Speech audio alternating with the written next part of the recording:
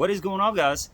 This is Kevin. So this video is going to be a little bit different. I want this video to be a little bit more interactive, and we're going to play a game. I want to play a game.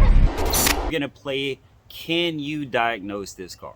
So it's about 3 o'clock in the afternoon. I've already checked the car, so I'm going to start off the video right now in the morning when I went to get the car, and then I'll meet you back right here after that, and then we'll go through what's going on with the car and see if you can diagnose this thing yourself. Okay, everybody ready? What is up, guys? It's Kevin back again with a quick new video, just letting you guys know what I've been doing and what I've been working on. And today is Father's Day. I want to say to all the fathers out there, happy Father's Day. Spend some time with your kids, spend some time with your wife, spend some time with your loved ones. Have a good day, because Father's Day is definitely not like Mother's Day. We don't get all the glamorous shit that females get, but it's all good. But of course, as you can see, I'm out here and I'm in the Beast, and we already know when the Beast is woke, we shall not be broke. So we're going to pick up the Lancer right now. I gotta put some air in the tires, stuff like that. I've already been on the road for about an hour and a half, because it's about an hour just to come down here to get this thing.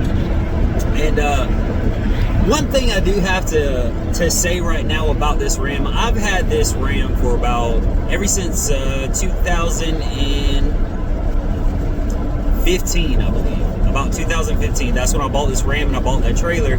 This Ram has never given me issues, and it has set for extended amount of times. You know, when I was sick and stuff like that, it sit for a while, and this thing never fails to start up. People talk shit about Rams and all that. You guys know how many cars I've towed with this truck, and I've never had an issue other than the radiator busted one time.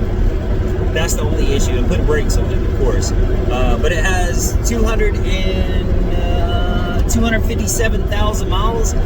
This thing set for a month. I'll come out here, it'll start right up every single time. So gotta love my Ram. I've been hooked on Rams ever since the last Ram that I had before this, the big one with the like 26-inch chrome wheels on it.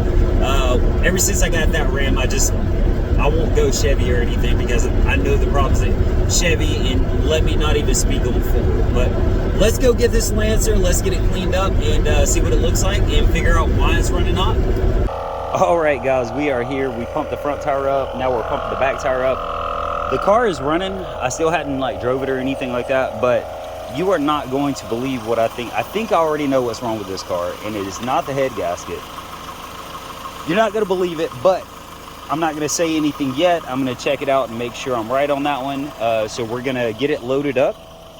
We're going to take it and get it cleaned up, get back to the lot. I'll check it real quick, and then I'll let you guys know. But if it is this, I don't know. I don't know what to say. I don't have any cleaning material with me right now. So let's see how it comes. Oh, shit. We got a naff. Oh, shit. All right, let's see. That could be a murder weapon or some shit. I think I'm gonna throw that away. It's not beat up, it's not dented up. Like I said, it's been sitting for a while, so it's probably gonna need a really good waxing. But let's get back to the lot and figure out what's going on with it overheating. Okay, so now we're back, and as you can see, after the wash, it is still dingy. You see the difference. It looks like it's discoloration. I don't like that, so I'll tell you what, let's fix it. Let's go from this to this. Nice. All right, guys, I'm back, you're back. Thank you for enduring that. Now, before I get started on this, don't forget to hit the like button and hit subscribe to get updates on videos when I put them out. Go over to Instagram and follow me at kevinscars80 at instagram.com.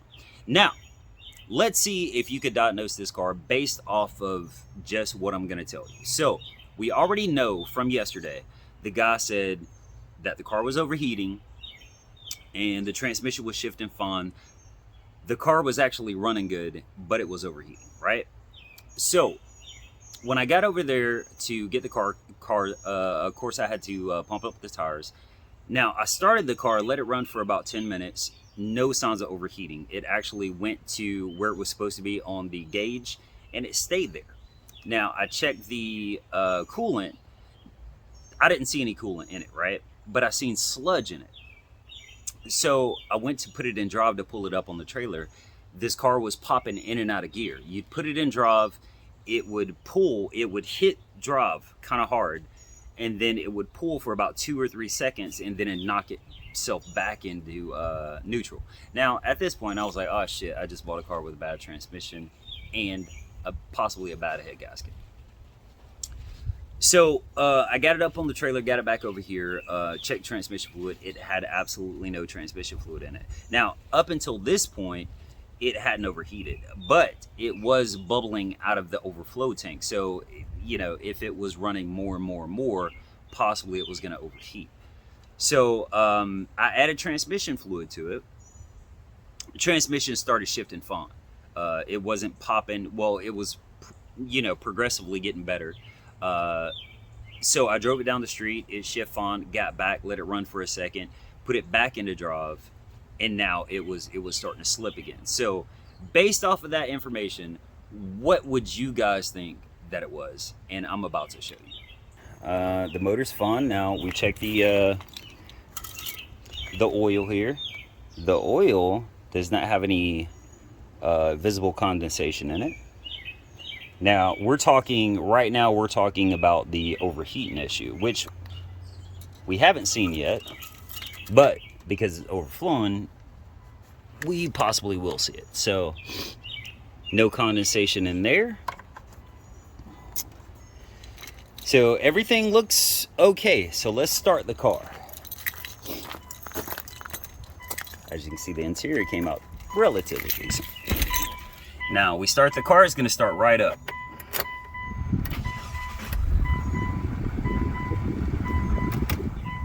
Idles fine, runs fine. Of course, there's no check engine light, and that's probably because the computer has been, you know, reset because I had to put the battery in it. Here, I want you to tell me what this is. This is the problem. Now, when I say overflow, check this out.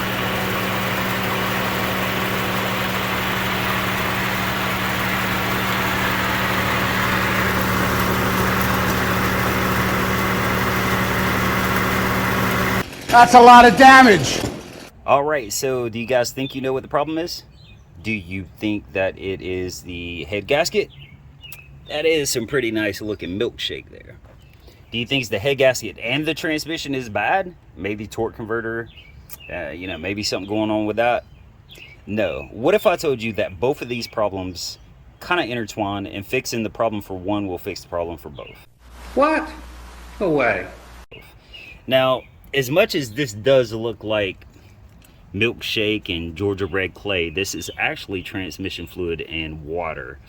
So if you don't know, inside of your radiator, there are two small hoses, actually right here, that go to the bottom of the radiator. Now, that pumps transmission fluid into the radiator. It goes into separate passages than the coolant, but if you get a rupture inside, it will mix the two. So everything makes sense. It's pumping everything out of here because you've got the pressure of the transmission pump pumping the fluid into here. Inside it's fractured, so everything is mixing.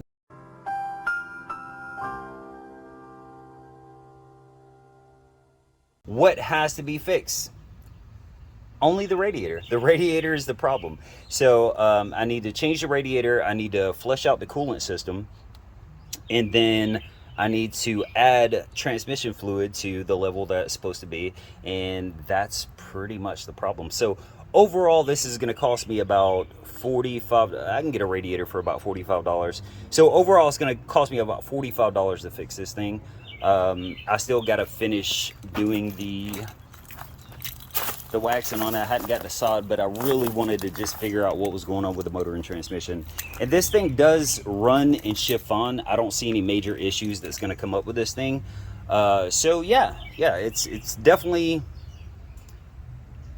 not a common problem that you see stuff like this, but when you see two problems, you can kind of, and he said he was driving it every day, you kind of want to figure out, well, what would actually cause those two problems at the same time.